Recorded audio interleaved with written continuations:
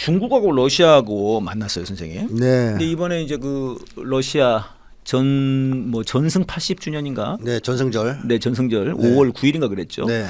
그것만 이제 맞아가지고 시진핑이 가는 바람에 이제 만났는데 굉장히 그 두 사람 간의 우애를 과시하더라고요. 네. 그래서 뭐 EU 쪽에서는 그동안 막 중국이랑 막 만나보려고 알랑방구 끼고 막 엄청 끌어당겼는데 중국이 우리는 러시아랑 같이 다 이렇게 그렇죠.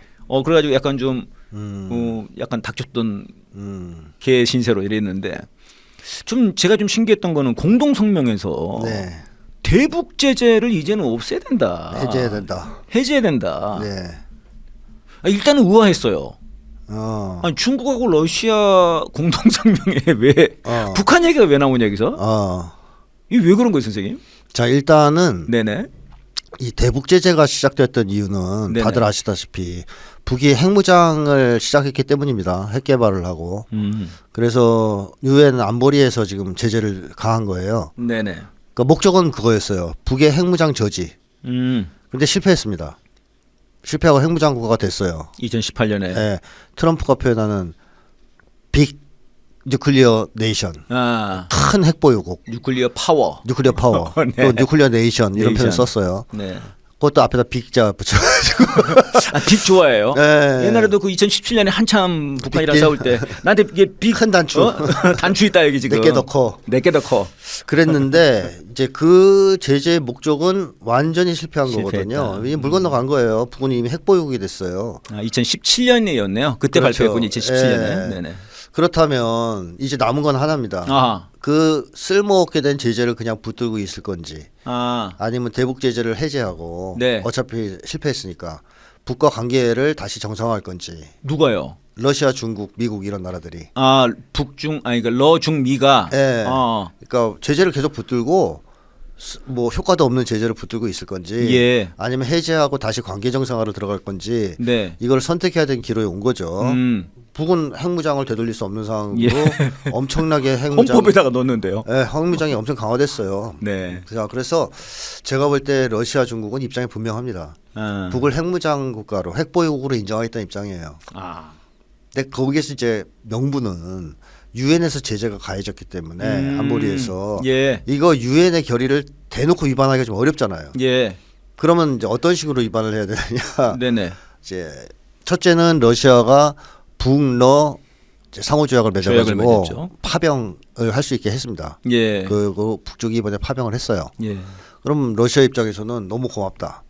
따라서 이제 남의 눈치 보지 않고 북과 교류 협력을 확대하겠다. 예. 한마디로 제재에 신경 쓰지 않고 무력화시키겠다 대북 제재를. 네. 거의 그렇게 얘기한 거거든요. 그러면 그것까지는 미국이 그럴 수도 있다고 보는 거죠. 네. 왜냐하면 북이 파병을 해줬으니까. 근데 거기에 이제 덩달아 중국까지 우리도 그런 입장이야. 유사해. 이게 압박이죠. 대북 제재 해제라는.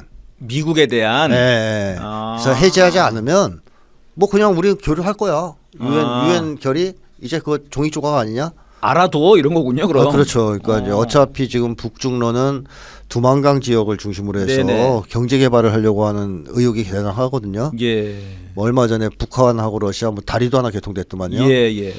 이제 그런 것들을 두고 본다면 제재가 걸림돌이 될 뿐이잖아요. 지금은. 근데 러시아는 이미 거의 제재를 무시하고 있어요. 네네. 북러 조약에 의거해서. 그러니까 중국도 너희가 계속 전향적으로 굴지 않으면 우리도 할 거야. 네. 그러니까 제재 해제하자. 이렇게 요구를 한 거고. 트럼프는 또 그걸 들으면 발끈하는 게 아니라 네. 아유, 저 선빵 쳐주네. 오히려 고마워요? 우리도 어차피 할 건데. 아. 아니 북이랑 회담할 때 제재 해제 안 할 수 있습니까? 정상화할 때 제재 해제해야죠. 네. 근데 또 자기가 먼저 제재 해제를 하자 그러면 사방팔방에서 난리 날 거 아니에요. 네. 폼이 또 안 살죠. 그럼? 폼도 안 살고. 네. 그러니까 러시아하고 협상할 때도 트럼프가 대폭 양보한다는 얘기했을 때 얼마나 두드려 맞았습니까? 그랬죠. 러시아에 대한 투항이다, 굴욕이다, 항복이다. 맞아요. 그러면서 트럼프가 곤란을 겪었잖아요. 젤렌스키도 앞에서 그냥. 예. 그래서 푸틴이 지금 트럼프 체면을 많이 살려주고 있는데, 그 대북 제재를 앞장서서 미국이 해제할 수는 없습니다. 네. 근데 자기들도 사실은 해제하고 싶어. 어허. 근데 러시아, 중국이 선빵 때려주면 미국이 부담이 좀 덜하죠. 그런 차원이 아니겠는가. 그래? 그러면 뭐 너하고 중국하고 러시아 또 국제 많은 나라들이 대북 제재를 요구하네. 네. 그럼 뭐 우리도 전향적으로 북미 관계 개선할 거니까 할게. 이렇게 북미 회담을 추진하려고 하는 조건에서 이런 성명이 나온 것은 트럼프로서도 뭐 그렇게 화날 일이 아니다. 지금 보십시오. 트럼프가 러시아 북한군 파병한 거 예. 한마디도 안 하고 있어요. 그러네요. 뭐라 안 해요. 얘 난리를 쳤어야 되잖아요. 네. 한마디도 안 합니다. 그 난리 났어야죠. 원래로 치면. 네. 난리 났어야죠. 그때 바이든 행정부 때는 파병도 안 했는데 난리 쳤잖아요. 그러네요, 선생님. 난리 나고 지금 막 여기서 막 그죠. 걸기 대회 막 걸기 대회 하고 원래는 그래야 맞네요. 바이든 때는 그러려고 가짜 파병설을 퍼뜨린 거 아닙니까? 그렇죠. 그때는 가지도 않았는데. 10월 말부터 했죠. 예. 근데 직접 가니까 이제 진짜 가니까 또 조용해요. 아, 그러네. 그러니까 트럼프는 그런 거를 시비 걸 이유가 없다는 거죠, 입장이. 진짜로 간 뒤로는 조용하네요. 네, 그렇죠. 가기 전엔 시끄럽더니. 네, 가기 전엔 시끄럽고 간 다음엔 조용합니다. 대북 제재 해제 문제도 트럼프 입장에서는 그런 입장이라 이렇게 좀 생각됩니다. 그런 게 있다. 예, 그러니까 지금 그러니까 일각에서는 또 그런 주장을 하더라고요. 이게 중국과 러시아가 착해가지고 북한 얘기까지 하면서 대북 제재 얘기를 했겠냐, 해제를. 이게 뭔가 그쪽 이 중국으로 치면 동북 삼성, 러시아로 치면 극동 지역, 그러니까 블라디보스톡이랑 이쪽 연해주 쪽에, 네. 그다음에 이제 북한 아까 말씀하신 두만강 이쪽에 대한 경제 개발, 실제로 이쪽에 지금 먹을 파이가 네. 크다는 것을 사실상 인지하고 있는 것 아니냐, 네. 또 그쪽에 대한 계획이 있는 것 아니냐. 아, 그러면 당연하죠. 그거 전제로 깔고 있는 거죠. 근데 선생님 그렇게 치면은 사실은 우리는 이렇게 되면은 이제 북한도 북한이지만. 우리로서는 사실 이게 만약에 그 가스관 같은 거 해가지고 부산 앞바다까지 내려온다 그러면은 네. 이게 엄청난 거 아닙니까 우리로서는? 그렇죠. 엄청나죠.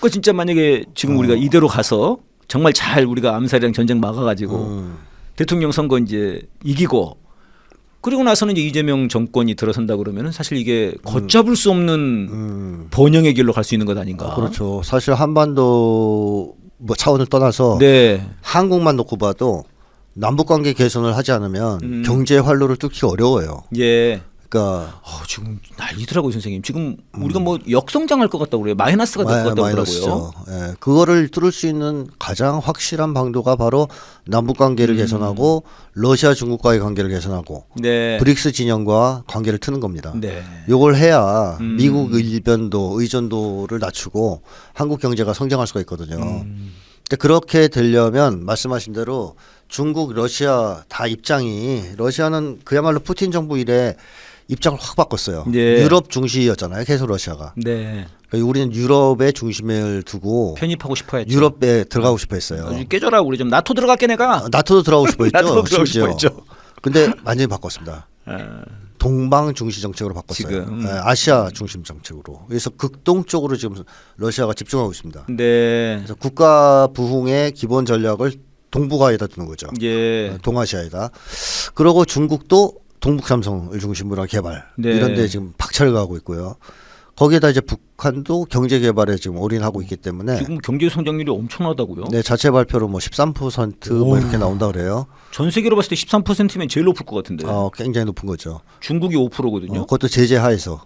제재하에서. 그렇기 때문에 뭐 그걸 액면 그대로 믿냐 믿지 않냐를 떠나도 네. 일단 계속 건설 붐이 일고 있고 그렇지만요. 자체적으로 뭐 구축함을 진수하고 핵잠수함도 만든다 그러고 신형 무기를 계속 생산하고 네네. 러시아의 관계가 계속 확대 발전되고 있고 이런 걸 고려해 봤을 때 만약에 북미 관계까지 개선된다면 경제 발전은 굉장히 빠른 속도로 증가할 수 있다. 북쪽이.